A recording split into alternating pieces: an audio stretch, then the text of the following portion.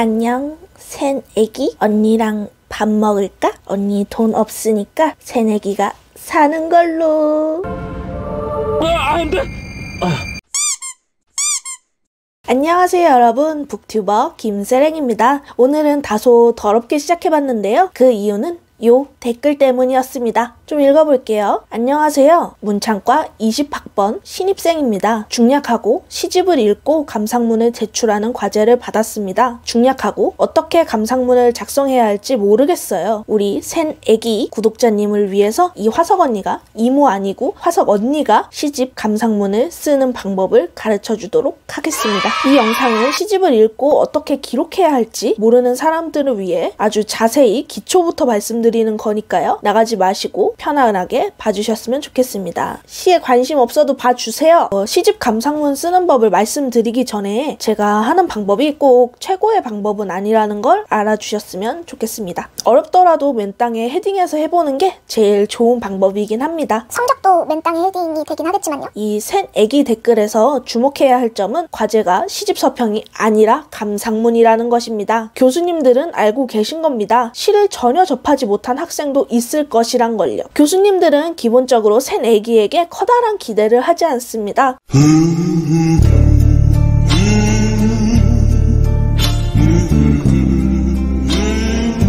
못하는 게 당연해요. 걱정 말고 시작해봅시다. 첫 번째면서 가장 중요한 것은 일단 읽어야 씁니다. 뭘 읽고 이해해야 쓸 말이라도 생깁니다. 사실 시집을 처음 읽는 사람들은 시집에 따라서 읽는 것부터 현기증을 느낍니다.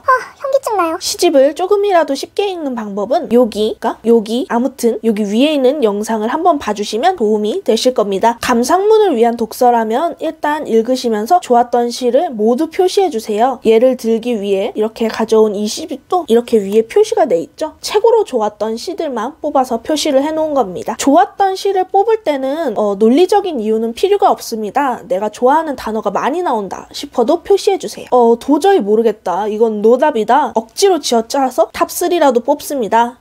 당신은 할 수 있어요. 시집 감상문은 조금 과장을 보태서 오픈북입니다. 왜냐하면 거의 모든 시집들이 뒤편에 서평이 포함되어 있기 때문입니다. 이 시집은 조금 특이하게도 발문이지만 서평과 거의 비슷하다고 생각하시면 됩니다. 꼼꼼히 읽어보고 이 사람은 이렇게 분석했구나 라고 참고해야 합니다. 하지만 인생은 그렇게 쉽지 않습니다. 이해가 가는 서평도 있지만 검색하면서 5번 정도 읽어야 이해할 수 있는 서평들이 있습니다. 댓글을 주신 우리 구독자분께서 감상문을 써야 하는 시집은 당신의 이름을 지어다가 며칠은 먹었다인데요. 축하드립니다. 극악의 서평이 아닙니다. 서평을 읽으면서 내용의 깊이는 따라갈 수 없겠지만 구성을 따라하면 좋습니다. 자, 여기까지 왔다면 당신은 거의 시집을 씹어 먹었습니다. 인간이라면 이 시집을 보고 든 생각이 있을 거예요. 아니면 시집을 관통하는 소재들이나 주제도 좋고요. 아무거나 상관없어요. 다 끌어다가 일단 적습니다. 당신의 이름을 지어다가 며칠은 먹었다, 이 시집을 예로 들면 읽자마자 가장 크게 느낄 만한 것은 미인이라는 인물, 그리고 가난, 사랑 정도가 있겠네요. 이렇게 몇 개의 키워드를 뽑았으면 그럼 우리는 이 미인,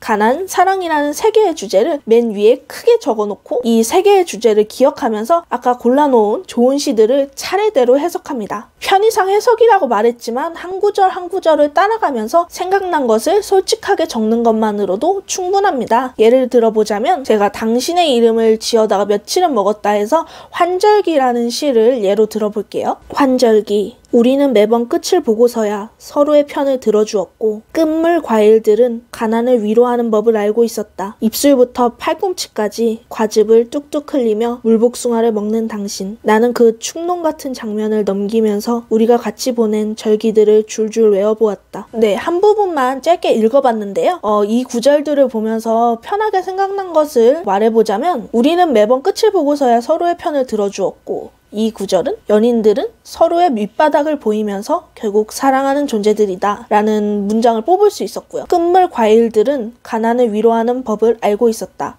이 구절은 화자와 미인의 소박함이 느껴진다. 이 시집에서 그리는 가난은 어쩐지 온순한 구석이 있다. 뭐 이런 문장도 뽑을 수 있겠죠? 그리고 입술부터 팔꿈치까지 과즙을 뚝뚝 흘리며 물복숭아를 먹는 당신. 이 구절은 물복숭아와 과즙이라는 단어가 주는 달콤함과 과즙을 뚝뚝 흘리면서 먹는 도발적인 장면이 합쳐져서 독특한 분위기를 자아낸다. 뭐 이런 문장들을 뽑아볼 수 있을 겁니다. 이렇게 해보면 분석하는 구절구절에 미인, 사랑, 가난이 모두 들어가 있죠. 이런 식으로 시를 하나하나 해석해보시면 됩니다. 자, 여기까지 왔으면 당신은 다 썼습니다. 진짜로 이제 정리만 하면 됩니다. 그럼 머릿속에서 대충 감상문을 세 덩어리로 나눕니다. 처음, 시작, 끝이요. 시작 부분에서는 내가 이 시집을 읽고 받은 첫 인상 또는 큰 느낌이 무엇인지 씁니다. 보통은 아까 뽑은 책을 관통하는 키워드 3개, 미인, 사랑, 가난 이 3가지에서 뽑아서 시작합니다. 첫 문장을 쓰는 게 제일 어렵기 때문에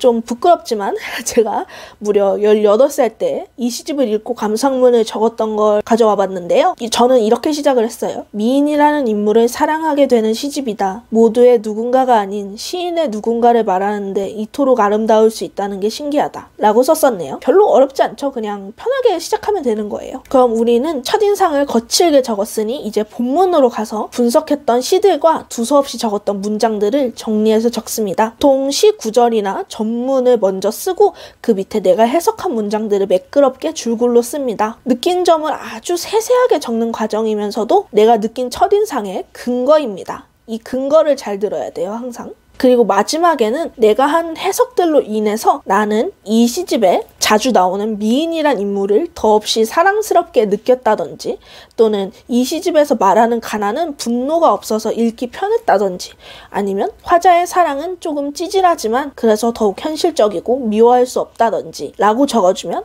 이 대장정의 끝이 납니다. 참 쉽죠? 네, 오늘은 시집 감상문 쓰는 법을 알려드렸는데요. 사실 제 방법인 거지 모두에게 딱 맞는 방법은 아닐 수도 있습니다. 하지만 우리 센 애기를 위해 아니면 시를 읽어보고 싶다 하는 분들을 위해 준비한 영상이었습니다. 주절주절 말이 많았죠? 하지만 의외로 실제로 해보면 시간이 오래 걸리지 않습니다. 이거 진짜예요. 정말로 도움이 되셨으면 좋겠고요. 이 영상이 좋았다면 구독과 좋아요 부탁드려요. 안녕!